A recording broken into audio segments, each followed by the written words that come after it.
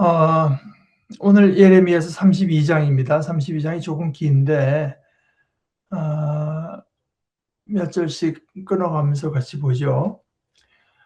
1절서부터 15절까지 우선 읽어보겠습니다. 야훼께로부터 예레미야에게 내려온 말씀. 때는 시드기야가 유다 임금이던 열째 해, 곧 네부갓네자르가 바빌론 임금이던 18째 해였다. 그때 바빌론 임금의 군대가 예루살렘을 에워싸고 있었다. 예레미야의 예언자는 유다 왕궁의 경비대 뜰에 갇혀 있었다. 유다 임금 시드기야가 예레미야를 거기에 가두어둔 것이다. 임금의 말은 이러했다. 왜 예언자님은 그렇게 예언하고 계시나요? 야훼께서 이렇게 말씀하셨습니다. 보라, 내가 이 도시를 바빌론 임금의 손에 넘겨주겠다. 그래서 그가 이 도시를 차지할 것이다. 유다 임금 시드기야는 갈대아 사람들의 손에서 빠져나가지 못할 것이다. 틀림없이 바빌론 임금의 손에 넘겨질 것이다. 입과 입을 마주하여 말하고 눈과 눈을 마주하여 볼 것이다. 사람들이 바빌론으로 시드기야를 끌고 갈 것이다. 거기서 시드기야가 살아야 할 것이다. 내가 그를 찾아갈 때까지.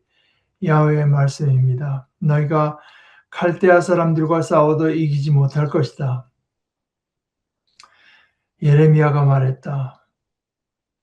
야훼의 말씀이 나에게 내려오는 일이 일어났습니다. 보라, 하나멜은 너희 아버지의 형제인 살룸의 아들이다. 그가 너한테 와서 아나돗에 있는 밭을 사라고 할 것이다. 그 밭을 사서 되찾을 권리가 너한테 있기 때문이라고 할 것이다. 그때 나의 사촌 하나멜이 야훼의 말씀대로 나를 찾아 경비대 뜰로 왔습니다. 그러고는 나에게 말했습니다. 베냐민 땅 아나돗에 있는 내 밭을 사게나. 그 밭을 차지할 권리가 자네한테 있고 되살 권리가 자네한테 있기 때문이네. 그 순간 나는 알았습니다. 그 말이 바로 야훼의 말씀인 것을요. 그래서 내가 그 밭을 샀습니다. 나의 사촌 하나멜한테서 아나돗의 밭을 산 것입니다. 그에게 은 204g을 달아주었습니다. 내가 계약서를 쓰고 도장을 찍어 봉한 뒤에 증인들을 세웠습니다. 은을 저울에 달아주었습니다. 그리고는 내가 매매 계약서를 받아 가졌습니다. 한 통은 법령과 규정에 따라 만들어 봉인한 것이고 다른 하나는 봉하지 않은 것입니다. 내가 그 매매 계약서를 바룩에게 주었습니다. 바룩은 네리야의 아들이자 막세야의 손자입니다. 그 바룩에게 나의 사촌 하나멜과 증인들이 보는 데서 준 것입니다. 증인들은 매매 계약서에 서명한 사람들입니다. 그들은 경비대 뜰에 앉아 있었던 유다 사람들 모두의 눈앞에서 서명했습니다.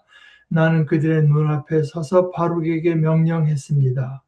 전능하신 야훼 이스라엘의 하나님이 이렇게 말씀하셨습니다.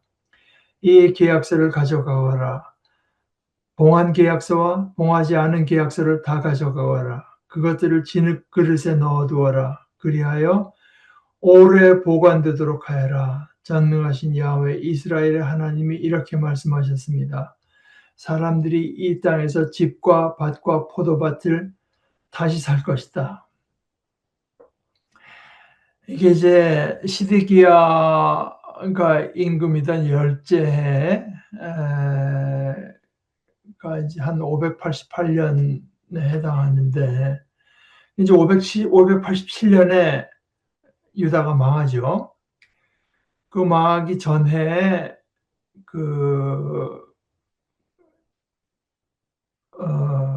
그때 이미 바빌론의 군대가 예루살렘을 다 이제 둘러싸고 공격하고 있을 텐데 예레미야 예언자는 유다 왕국의 경비대들에 갇혀 있었다고 해요. 뭐 어떻게 생각하면 당연하죠. 지금 바빌론이 와서 자기들을 멸망시키겠다고 그러고 있는데 지금 다 나가서 함께 싸우자 그래도 시원치 않을 판에 우리나라가 반드시 바빌론한테 지게 돼 있으니까 항복하고 목숨을 구하라. 그게 하나님의 뜻이다. 라고 하니 뭐 그 사기를 떨어뜨리는 것은 물론이고 그래서 이제 가뒀습니다. 그런데 예레미야 이제 여기서부터 뒤로 이야기를 쭉 읽어보면 예레미야가 이제부터 여러 해 동안을 계속 이제 갇혀 있게 돼요. 아, 이제 경비대들도 결국은 이 갇혀 있다는 말과 함께 나오는 걸로 와서 이제 감옥이죠. 감옥. 왕궁 경비대들의 이제 거기 있는 감옥에 갇혀 있는 건데 시드기야가 근데 죽이진 않았어요. 예레미야를 죽이진 않고 가둬놨습니다. 왜 그렇게 예언하느냐? 그랬더니 뭐 예레미야 하나님께서 그렇게 말씀하시니 내가 그렇게 예언할 수밖에 없습니다. 나는 하나님의 대언자로서 나비로서 하나님께서 주시는 말씀대로 말할 수밖에 없기 때문에 내가 이 도시를 바빌론 임금의 손에 넘겨주겠다. 그래서 그 모든 것의 결정권자가 하나님께 있고 이것은 네부갓네살은 자기 손에 있다고 생각하겠지만 그 손에 있는 것도 아니고 시드기야 손에 있는 것도 아니고 내가 이 도시를 바빌론 임금의 손에 넘겨줘서 그가 이 도시를 결국은 차지하게 될 건데 유다 임금 시드기야는 갈대아 사람들의 손에서 빠져는 이 갈대아라고 하는 거는 결국 바빌론이라 동의어 완전히 동의어는 아니지만 동의어라고 보면 됩니다.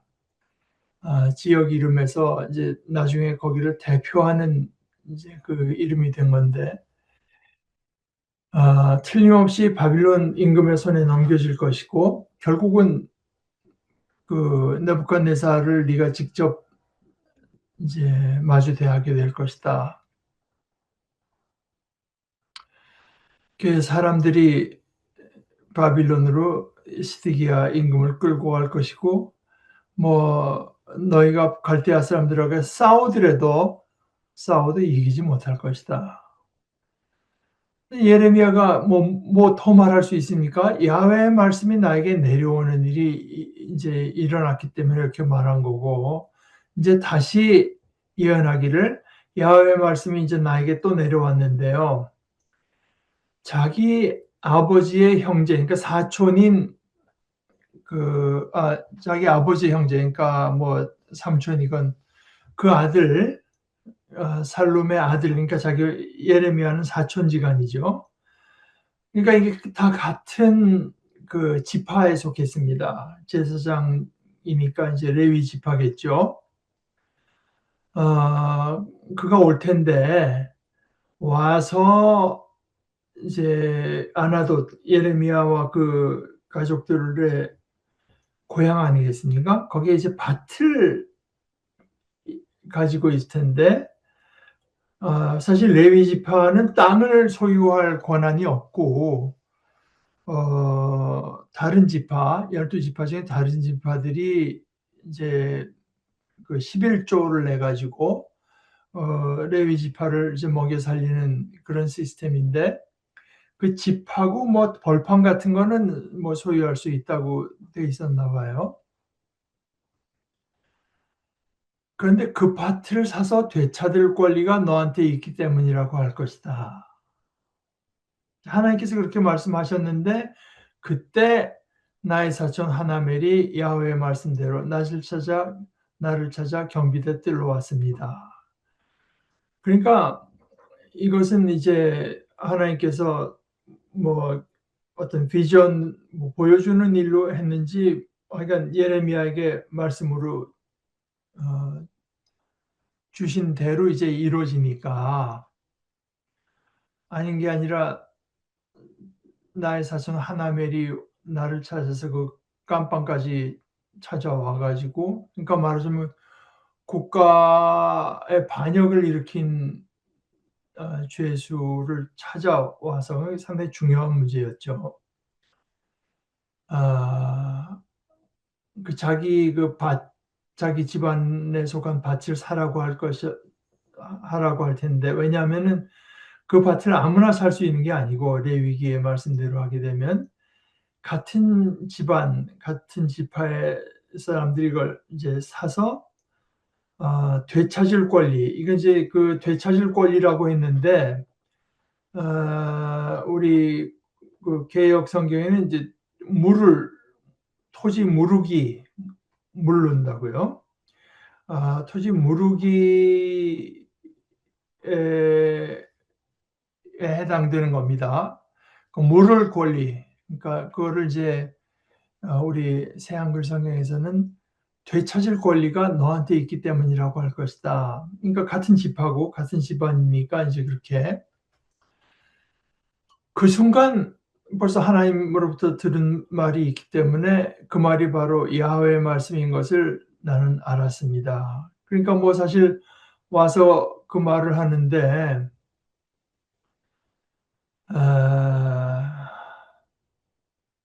이게 이제 예레미야가 여태까지 예언한 내용과 상충한 것이기 때문에 왜냐하면은 지금 그 유다 땅이 다 이제 다 끌려가고 유다라는 나라는 멸망할 텐데 지금 그거를 사고 그걸 되찾는다는 게 무슨 의미가 있습니까? 그러니까 그 멸망이라고 하는 거를 일어나지 않는다고 생각하면 사고 되물으는 것이 이제 의미가 있겠지만 이 나라가 지금 다 망하게 된 판에 이걸 땅을 사고 나중에 또 되물은다? 이제 그런 상황이었기 때문에 역시 그 하나님께서 말씀하셨고 그 말씀하신 대로 이루어진 것이 아니었다면 이게 도무지 납득이 안 가는 상황이었지만 아 그러나 이것이 하나님의 말씀인 것을 나는 알았고 그래서 내가 그 밭을 샀습니다. 사되 은 204g을 달아주고 계약서를 쓰고 도장을 찍어서 봉한 뒤에 증인들을 세웠습니다.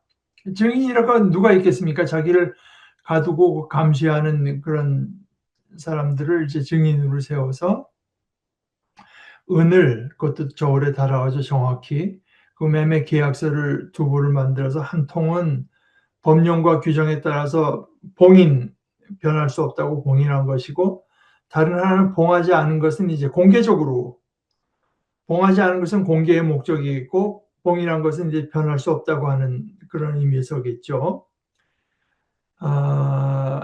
증인들이 다 보고 그리고 그 매매 계약서를 바룩 이건 나중에 이제 그 예레미야에게 중요한 역할을 하는 인물인데 바룩에게 주었습니다. 그 바룩에게 나의 사촌 하나멜과 증인들이 보는 데서 준 것입니다. 증인들은 매매 계약서에 자기들도 서명을 했어요. 그들은 경비대들이 앉아 있었던 유다 사람들 모두의 눈앞에서 서명했습니다. 그 자기가 바룩에게 명령했어요. 하나님께서 이렇게 말씀하신 것처럼 계약서를 가져가라. 봉한 계약서, 봉하지 않은 계약서를 다 가져가라. 그것들을 진흙 그릇에 넣어두어라. 그래서 오래 보관되도록 하여라. 하면서 포인트는 어디 있는가? 사람들이 이 땅에서 집과 밭과 포도밭을 다시 살 것이다. 그러니까 이중으로 첫째는 얘가 결국 망한다고 하는 것과 그러나 회복된다고 하는 것, 그 두 가지가 다 이제 하나의 그 예언 행동, 하나의 예언 행동이자 하나의 예표로서 일어나고 있는 것입니다.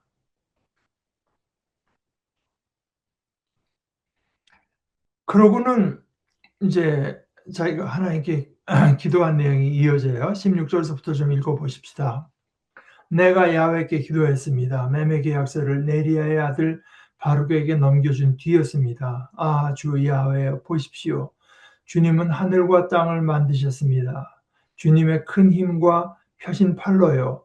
주님께는 어려운 일이 하나도 없습니다. 주님은 한결같은 사랑을 수천 대에 이르도록 베풀어 주십니다. 아버지의 잘못을 그들의 뒤 있는 자녀들의 품에 갚아 주십니다. 크신 용사 하나님이십니다. 전능하신 야훼가 그 하나님의 이름입니다.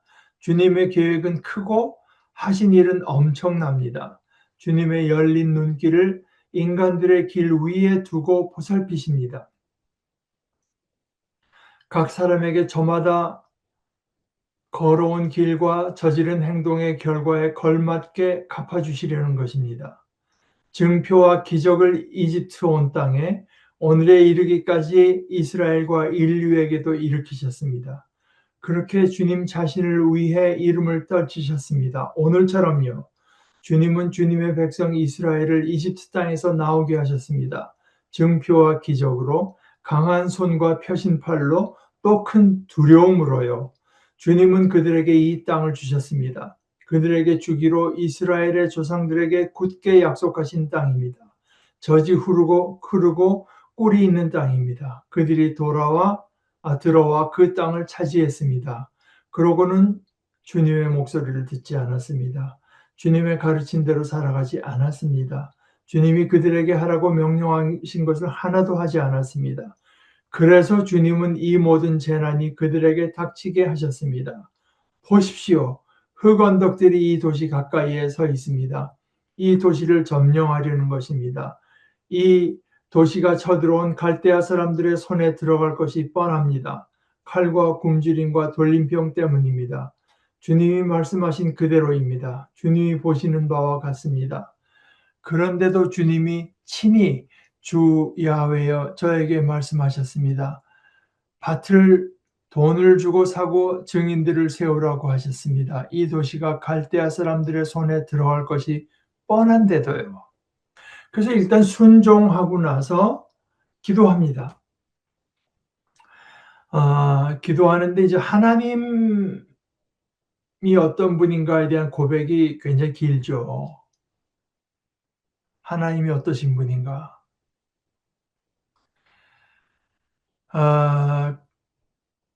이 기도의 포인트는 역시 주님께서 하라고 하시니까 하지만 이게 무슨 의미가 있는지 저는 알지는 못합니다.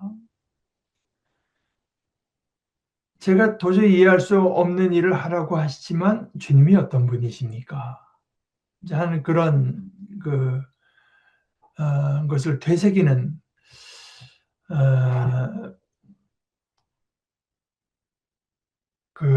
마치 예수님께서도 이렇게 기도하라고 하시면서 하늘에 계신 우리 아버지 이름이 거룩히 여겨지게 하시옵소서, 거룩하게 하십시오 하는 그런 것처럼 하나님이 어떤 분인가 이제 이 고백이 먼저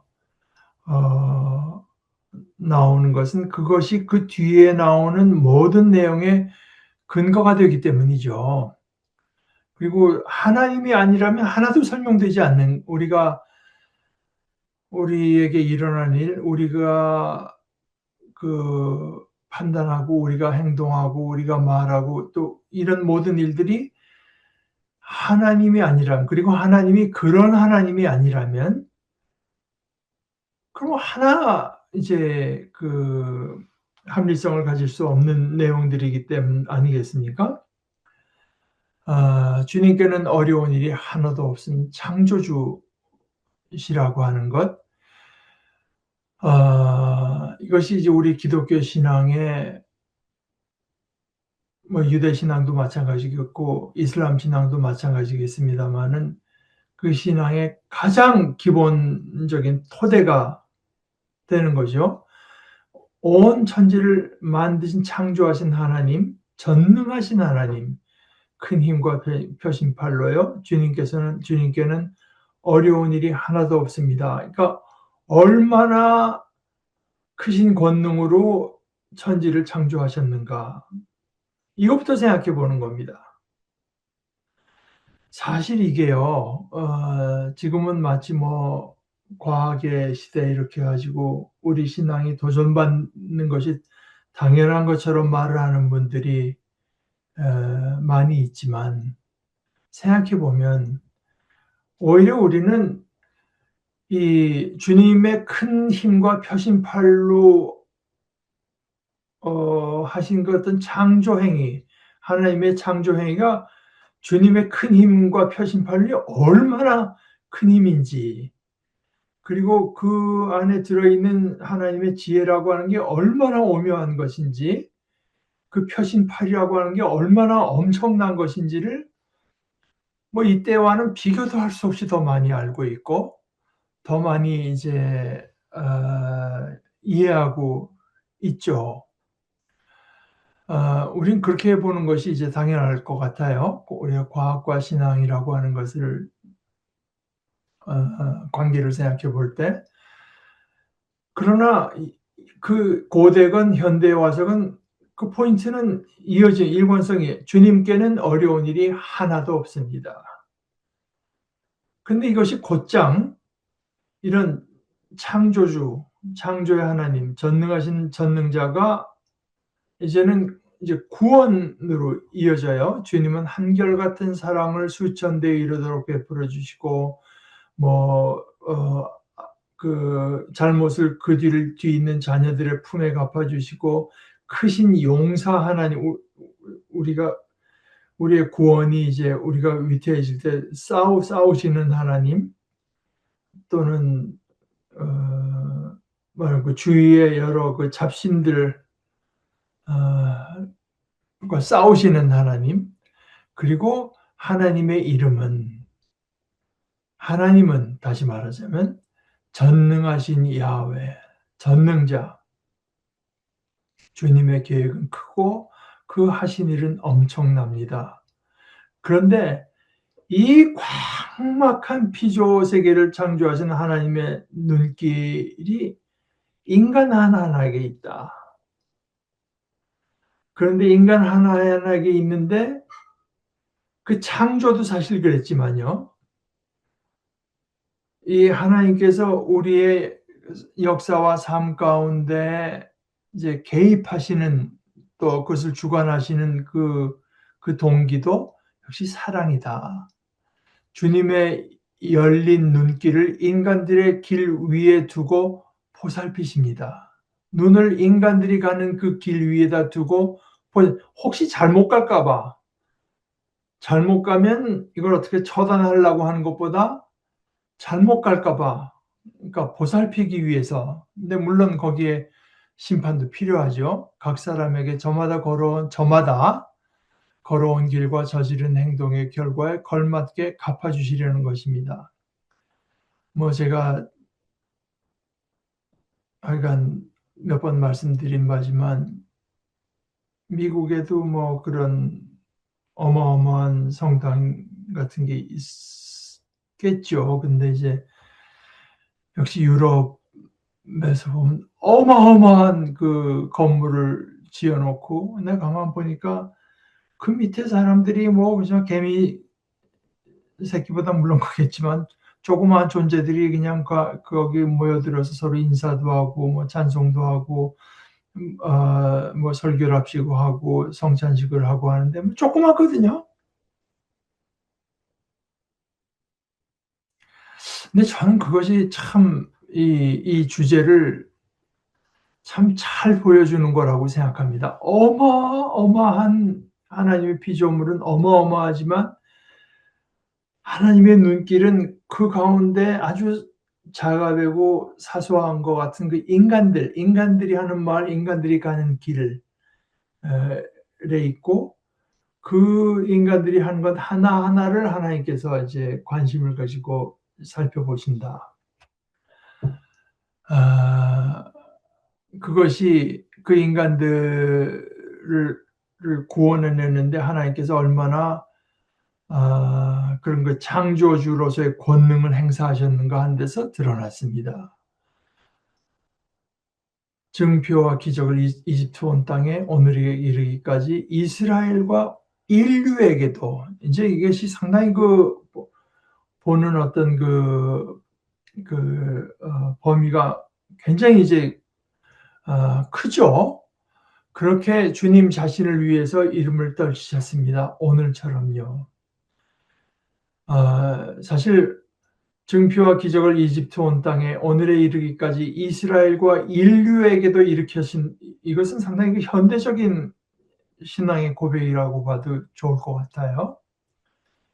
그렇게 주님 자신을 위해 이름을 떨치셨습니다. 오늘처럼요. 그러니까 주님은 주님께서 택하신 백성 이스라엘을 자기를 예배하도록 이제 풀어주시는데 아까 강한 손과 펴신 팔로 또 큰 두려움으로요. 이것이 저 앞에 하늘과 땅을 만드셨습니다. 주님의 큰 힘과 펴신 팔로요. 하는 것과 이제 같은 표현들이 나오지 않습니까? 이 구원, 우리를 바른 생명의 길로 인도하시기 위해서 하나님께서 행사하신 그 권능은 창조의 권능을 행사하셨다고 하는 거죠. 그래서 주님은 그들에게 이 땅을 주셨습니다.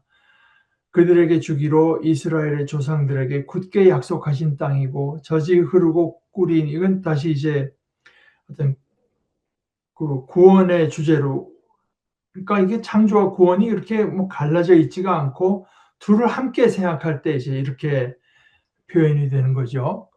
그들이 들어와 그 땅을 차지했습니다. 이제부터는 그러고는 주님의 목소리를 듣지 않았습니다. 그들의 불순종.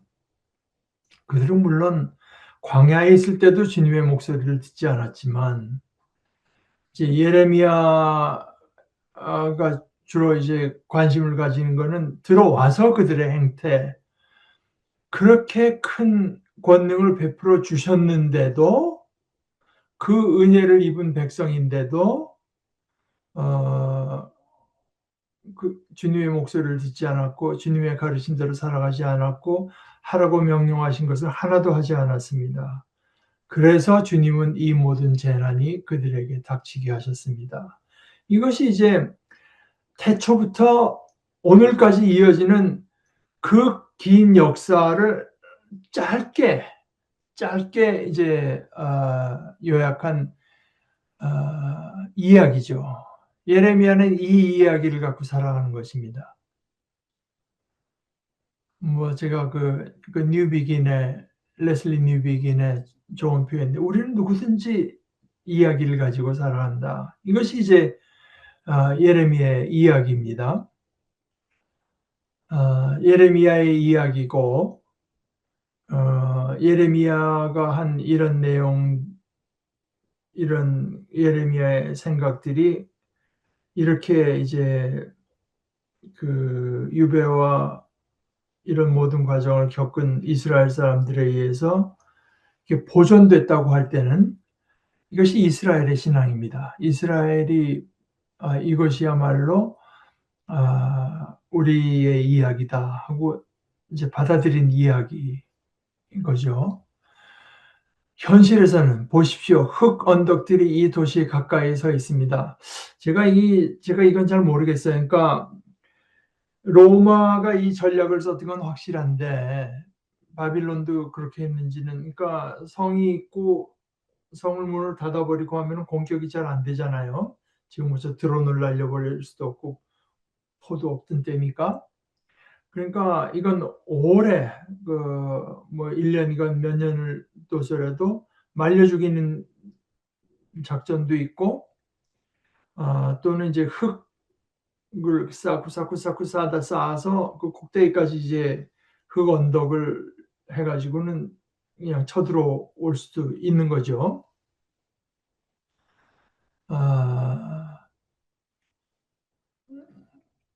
그래서 벌써 이게 얼마나 심리적인 공포가 있겠습니까? 흙 언덕들이 도시 가까이 서 있습니다. 그래서 그동안 하나님께서 주셔서 내가 예언한 것들이 사람들이 눈으로 볼 수가 있고 이것이 현실이라고 하는 것을 부인할 수가 없는 상황, 이 도시를 점령하기 위해서요. 이 도시가 쳐들어온 갈대아 사람들의 손에 들어갈 것이 뻔합니다. 칼도 있고 그 안에서 이제 여러 공핍하고 영양실조로 지내다 보니까 돌림병도 돌겠고 또 굶주림으로 이제 망하게 돼 있는데, 이거 다 주님께서 말씀하신 그대로입니다. 또 주님께서 보시는 바와 같습니다. 주님께서 이거 보시잖아요. 이걸 보시는 주님께서 말씀하셨습니다. 밭을 돈을 주고 사고 증인들을 세우라. 확실하게 해서 밭을 사라. 이 도시가 결국은 다 멸망할 게 뻔한데도요. 이제 예레미야가 자신이 품고 있는 의아함을 하나님께 이제 이야기합니다. 이것도 참 우리가 생각해 볼 중요한 내용이라고 생각해요. 우리가 제가 이제 즐겨 자꾸 생각하는 것이 C.S. 루이스의 그 말인데요. 우리는 끊임없이 우상을 만들어낸다. 우상이라고 하는 건 잘못된 하나님 상을 만들어내는 거죠. 그런데 그 끊임없이 우리가 만들어낸 우상을 파괴하는 분은 하나님 자신이다.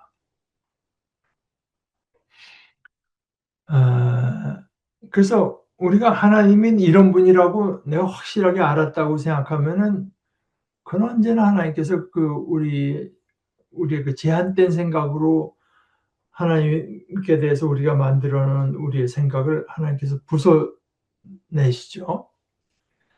그럴 때 이제 하나님께 나아가서, 그러니까 나에게 닥쳐온 어떤 현실과, 그리고 내가 이제까지 서 있고 내게 전해졌고 내가 믿은 그 믿음의 내용과 이걸 가지고 이제 이것도 믿음의 싸움이라고 할 수 있겠습니다. 하나님께 나아가서 해야지. 뭐 누가 할 수 있습니까? 이런 상황에서 누구한테 가서 말을 한들 그 대답을 얻을 수 있겠습니까?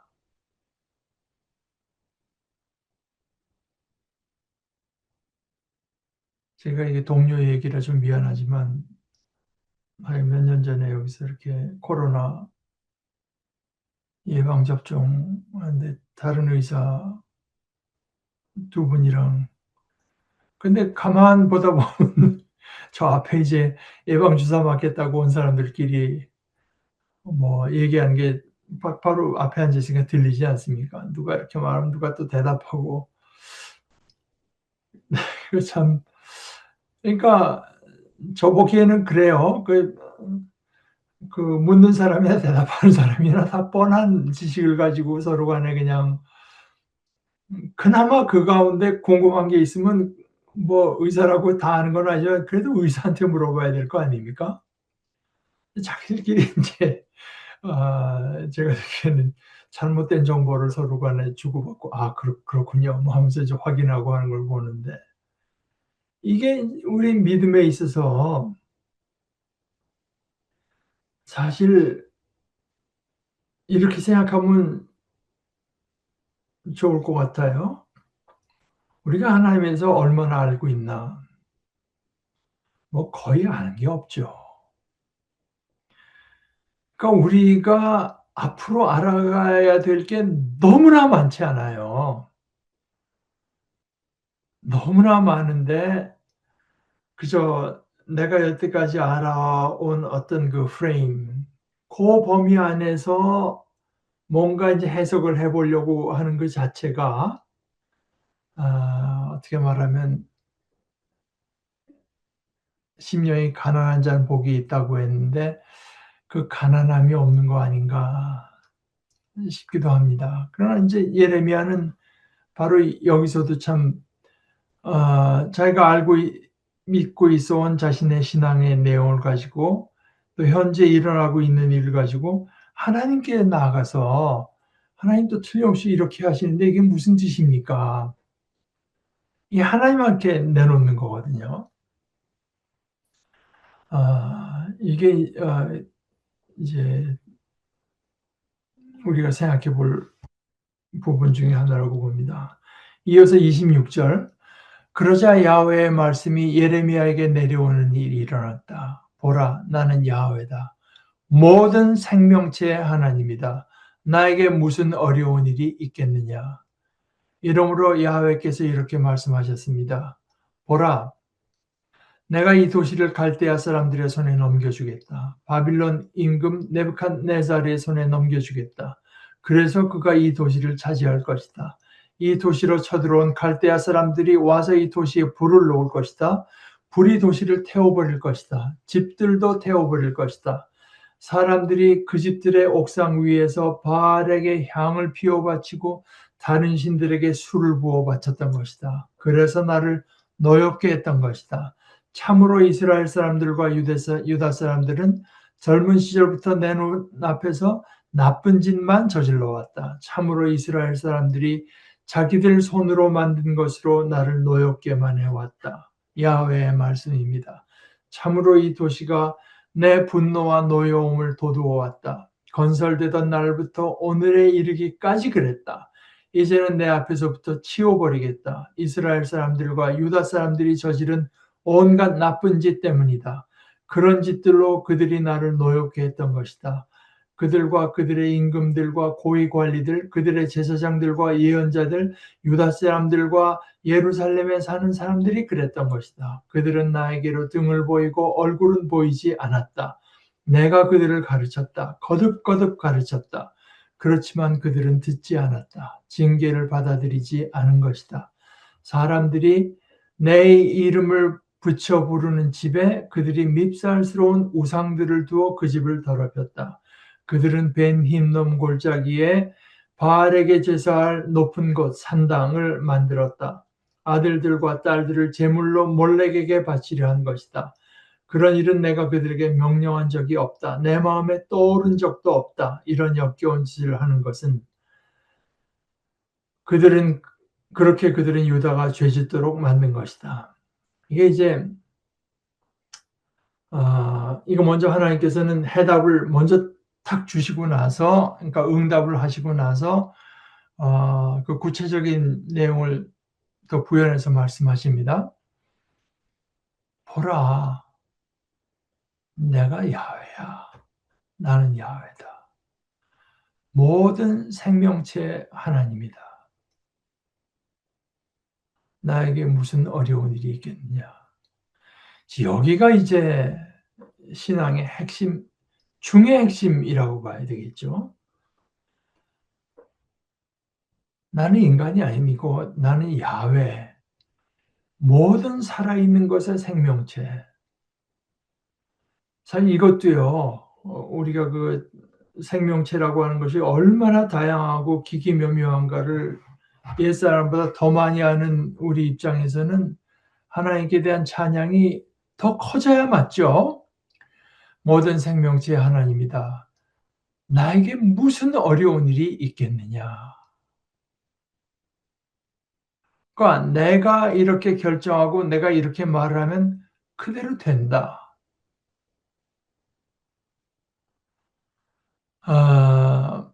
여기 이제 그 심판에 대한 그 하나님의 설명이 여기 나오죠.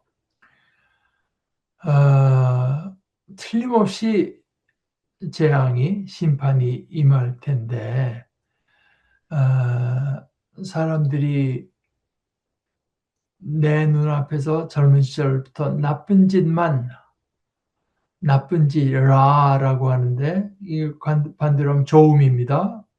좋으신 하나님, 토브의 반대 라인데, 나쁜 짓만 저질러 왔어요. 참으로 이스라엘 사람들이 자기들 손으로 만든 것으로 나를 노엽게만 해왔다.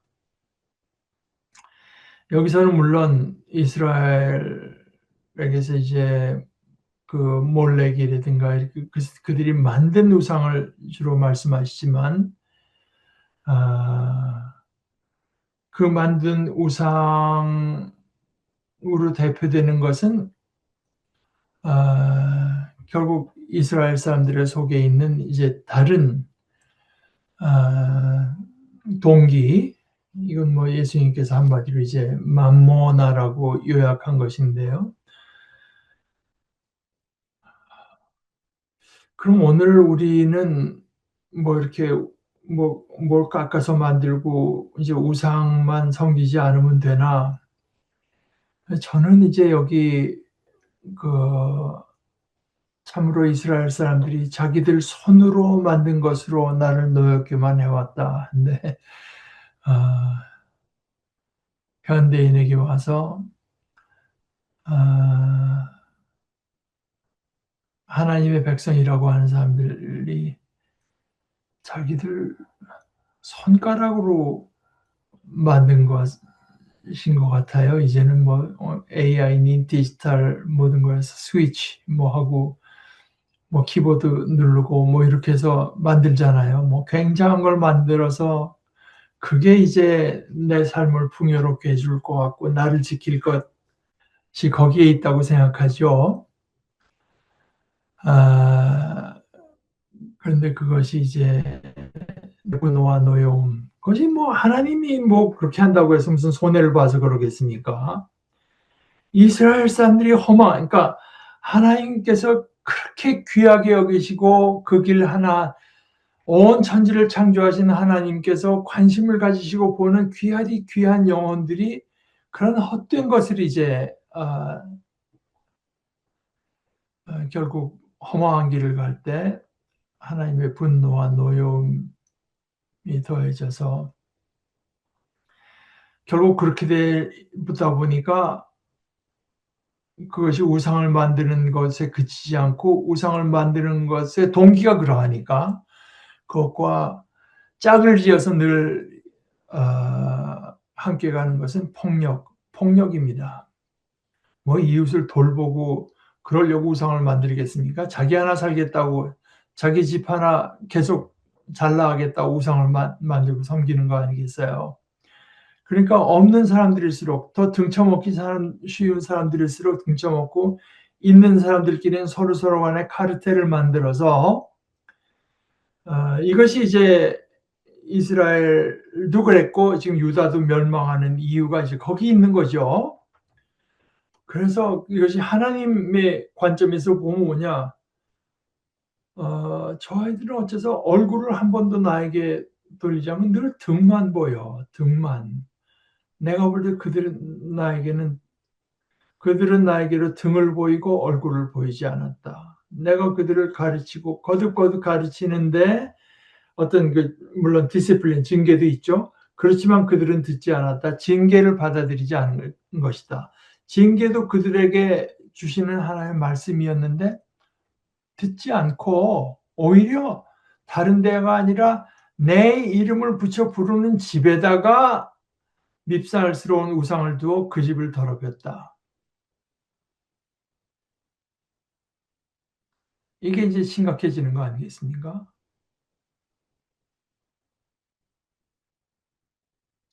우리에게 적용시켜 보자면 어떤 걸까요? 십자가를 내세우고 교회 부흥 하나님을 내세워 가지고 자신의 이득을 구하는 거 그거 아닙니까? 내 이름을 붙여 부르는 집에서 사람들이 늘 얘기하고 교제한다고 하면서 주고받는 내용이 돈, 돈, 내 이름을 붙여 부르는 집에 그 십자가까지 하나님의 이름까지 그리스도의 이름까지 어, 내세워서 그러니까 제가 말하는 건 이게 교회가 타락하면은 그게 얼마나 못된 짓이라고 하는 데 대한 어떤 감각이 없어지죠. 오히려 그 하나님 내세우고 선교를 내세우고 부흥을 내세우면은 그런 것이 다 어느 정도 좀 용서가 된다고 생각하는 이 어처구니 없음. 오히려 더 질이 안 좋은 거 아닙니까? 질이 나쁘다고 하는 건 한자어를 써서 말하면 악질이죠. 내 이름을 붙여 부르는 집에 그들이 밉살스러운 우상들을 두어 그 집을 더럽혔다. 그들은 벤 힌놈 골짜기에 바알에게 제사할 바마라고 해요. 높은 곳 신당 본래인데 바마를 만들었다. 아들들과 딸들을 제물로, 그러니까 뭐 뭔가 자신의 안녕과 뭐를 잘 되기 위해서는 아들도 바치고 딸들도 바치고 헛된 것을 따라갈 때 인간의 모양이 모습이 어떻게 되는가. 이런 역겨운 짓을 하는 것은 내가 그들에게 명령한 적도 없고 내 마음에 떠오른 적도 없어서 그들이 유다가 죄짓도록, 이것은 이제 특별히 그 지도층을 가리켜서 한 얘기죠. 바로 그 32절에 그들과 그들의 임금들과 고위 관리들, 그들의 제사장들과 예언자들, 이들이 유다가 죄짓도록 만든 것이다.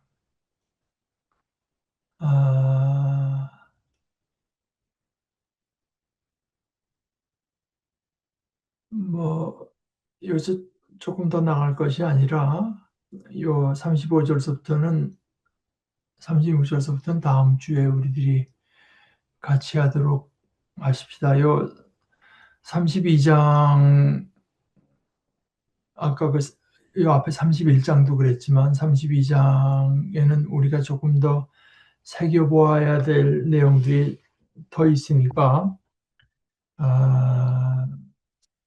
그냥 서둘러서 나갈 것이 아니라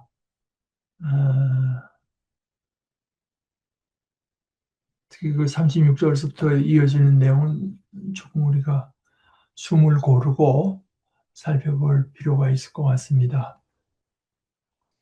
네, 뭐 저는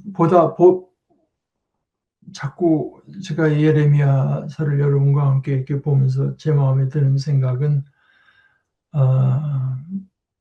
구약 성경과 신약 성경의 어떤 연결성, 일관성입니다. 그리고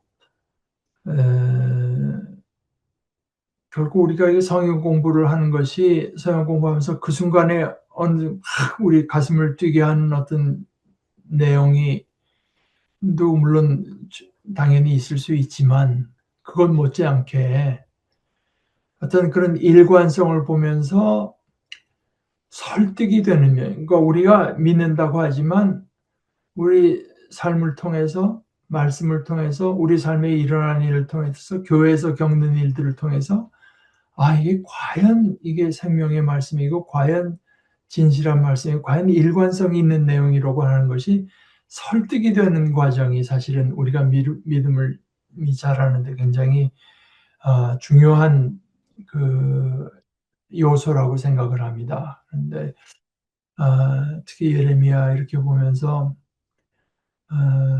신약 성경으로 이어지는 이 복음의 내용이 저한테는 점점 더 이제 더 많이 설득이 되고 있는 걸 느낍니다.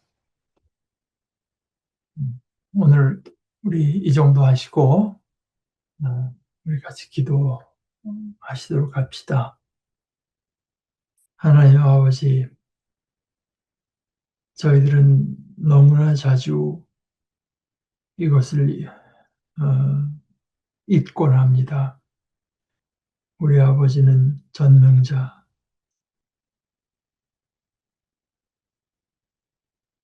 어떤 일도 아버지께는 어려운 일이 없는 전능하신 분이라고 하는 사실을 저희들이 잊어서 너무나 작은 일에 저희들의 마음을 빼앗기고 불안해하고 걱정하면서 저희들의 삶을 아무 의미 없는 것에 그저 빼앗기고 저희들의 마음을 그렇게 빼앗기고 살아가는 것이 저희들의 모습입니다. 그러나 하나님 아버지, 저희 속에 이 진리를 늘 새롭게 되새기게 하시옵소서. 전능하신 아버지께서 우리의 하늘 아버지가 되셔서 우리 하나하나가 복된 고 영광스러운 영원히 영광스러운 복을 누리게 하기 위해서 우리를 살피고 계시고 사랑의 눈길로 우리를 보고 계시는